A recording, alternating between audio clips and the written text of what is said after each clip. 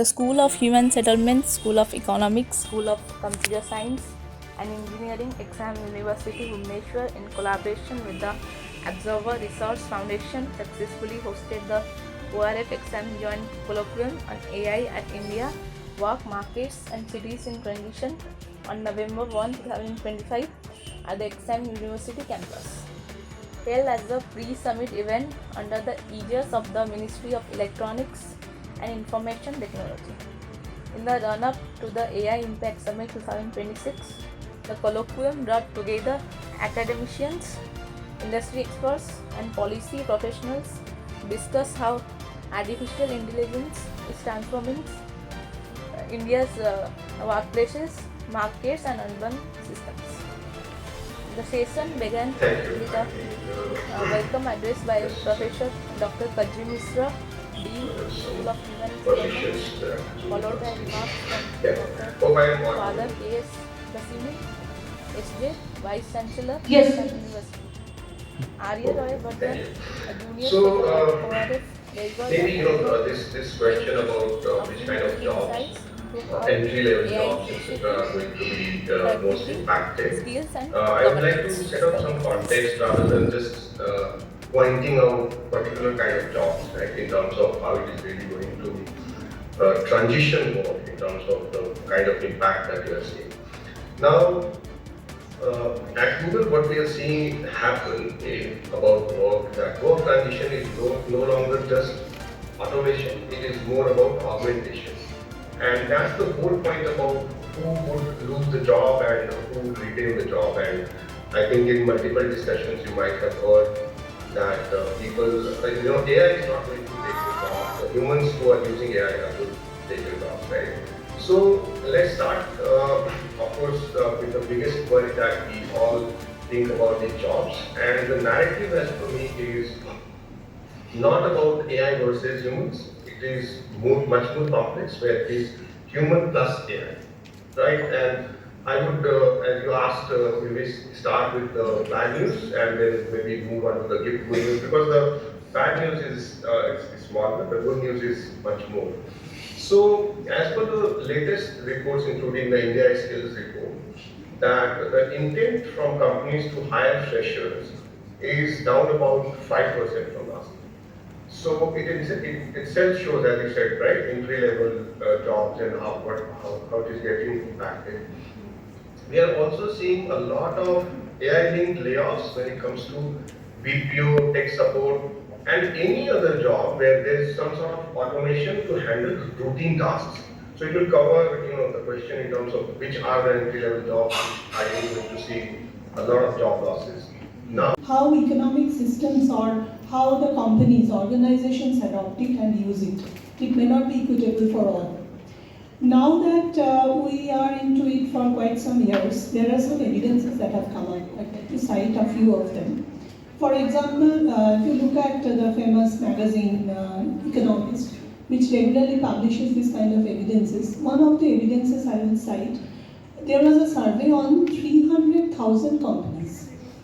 So what was the trend? That the companies were in US, and from those companies what is observed is that yes, the concern was that it will replace jobs, and mostly the white collar jobs will be most affected segment. But the evidence shows that it is not. It's quite stable at 62% in US. But a new trend has emerged that out of these 300,000 companies, some companies have posted job requirements which are called AI adopters. Now, AI adopters are basically some kind of roles who will embed AI into the daily operations of the companies. But if you look at the number of companies here, it's only 17% of these 300,000 companies who have gone for this. So it's still too little. Okay. Another trend that I must cite is that yes, the junior roles, that is the entry-level jobs, have reduced a bit, but we cannot say that it is because of AI, because after pandemic also it was quite volatile, and what has been observed is that there is not much of layoff, but lower number of recruitments.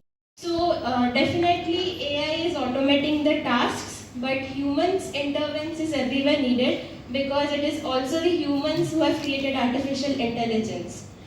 So I want to conclude with this. The future is actually not the artificial intelligence, but the human abilities enhanced by the artificial intelligence. Thank you. Excellent intervention. Thanks, Abhilasha. Ms. Arlina, would you like to add to the discussion? Hello everyone, good morning, and it is an honor to be here with intellectual individuals, and as a BTech student sitting right here along with Abhilasha, she really pointed out a few things that we have come across in the recent few years.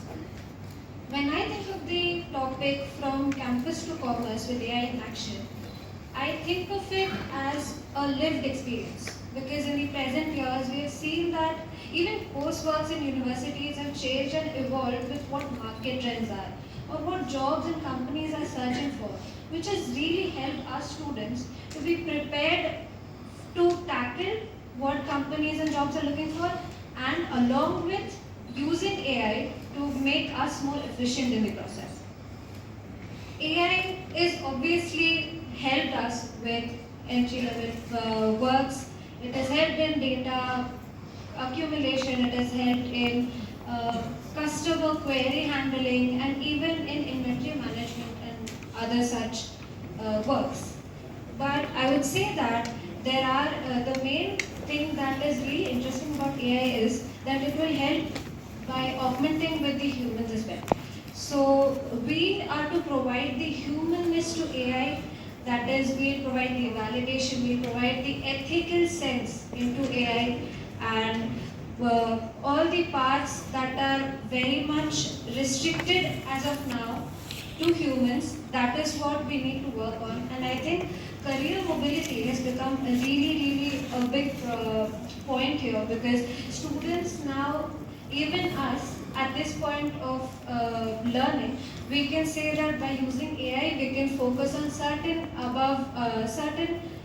projects, a certain level of roles that we earlier couldn't, because now AI has helped us bridge the gap. Longer the physical territory, physical border, that is the conventional understanding that is getting reshaped. But this is getting reshaped not through physical force, but getting redrawn due to invisible flows of data and capital and technology. More than 3 decades back, social scientist Manuel Castells anticipated this flow in his very seminal work, The Information Society, which was written at the outset when this economic globalization began. He argued that these global flows of information and the technology and the capital are not really uniform, and that was a point that was also highlighted by Arya Radwartan from WARF in his presentation. And Castells has argued that these global flows are actually mediated and get concentrated at certain nodal points. And these are the certain cities which becomes the command and control center of the global change. It is more than the nation, it is the cities where these flows are concentrated. If we interpret this spatially, we can see that the urban centers are now here at the heart of this AI-driven intervention. While there are new opportunities, new work, new modes of engagement, new modes of economic gain, but it is also the place where the discontents arising out of being left out of the system are also felt more directly. We can see that, recently, in our neighboring country, Kathmandu, where we had the Gen Z erupting in violence, and there had been a regime change that was mediated mainly through social media exchanges.